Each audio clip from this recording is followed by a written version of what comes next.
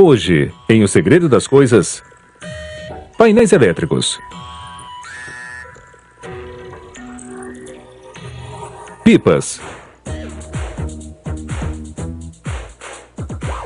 armações de óculos e escovas de dentes.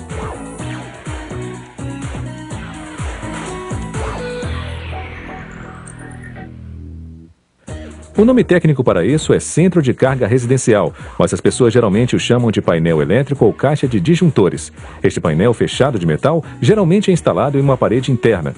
Ele contém os disjuntores que distribuem, protegem e controlam a iluminação e eletricidade de uma casa.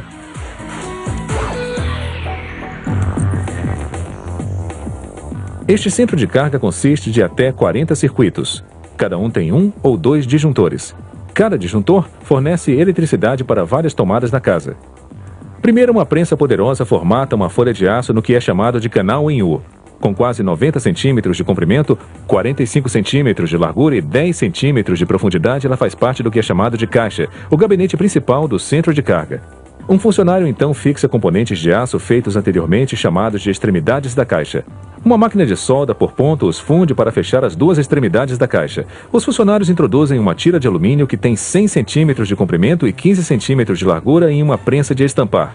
A prensa corta a tira em segmentos de 50 centímetros de comprimento chamados barramentos. Ela dobra cada barramento 10 vezes, criando segmentos de 5 centímetros chamados de trilhos.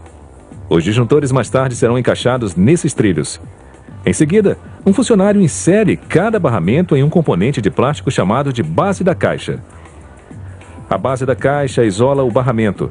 Isso evita que sejamos eletrocutados. Outra prensa, então, insere uma fita de plástico prendendo o barramento à base da caixa. Um funcionário instala dois componentes chamados de barras neutras na base da caixa.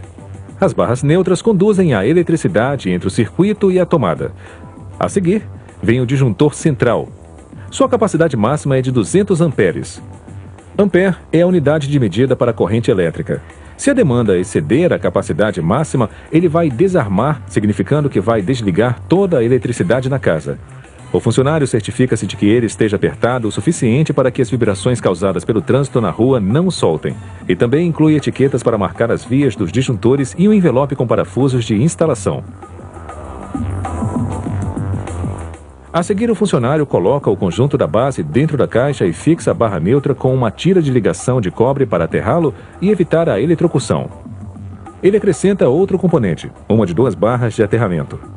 Eles aterram cada circuito.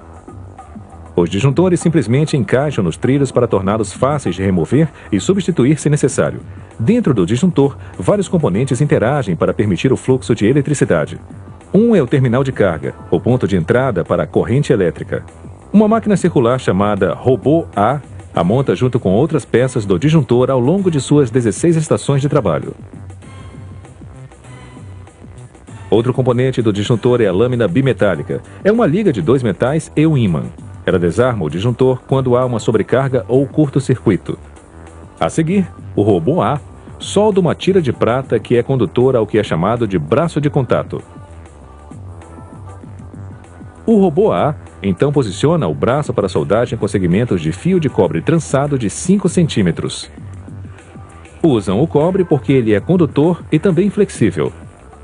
O robô funde o fio de cobre ao braço de contato na lâmina bimetálica.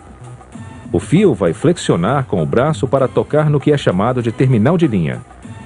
Este contato permite a passagem da corrente elétrica.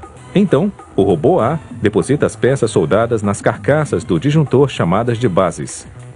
Esta linha de produção automatizada funciona 24 horas por dia, 5 dias por semana e produz um disjuntor a cada 3 segundos.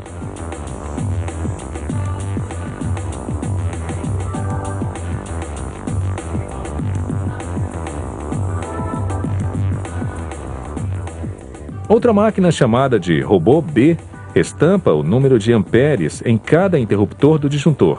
Então, ele conecta uma mola para ligar o braço de contato a outra parte do que é chamado de berço.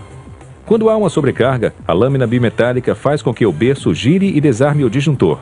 O robô B deposita a mola e o berço na base. Depois, fecha a base com a tampa. Esta demonstração ilustra como, movendo o interruptor do disjuntor, é acionado o mecanismo que vai permitir o fluxo de eletricidade. Se a demanda de energia exceder a capacidade do disjuntor em 35%, a lâmina bimetálica desarma o disjuntor e corta a eletricidade. Eles cobrem o centro de carga com uma tampa de metal chamada de remate. A etiqueta de aviso na tampa fornece informações de segurança e instruções. Agora, o centro de carga está pronto para ser instalado por um eletricista qualificado.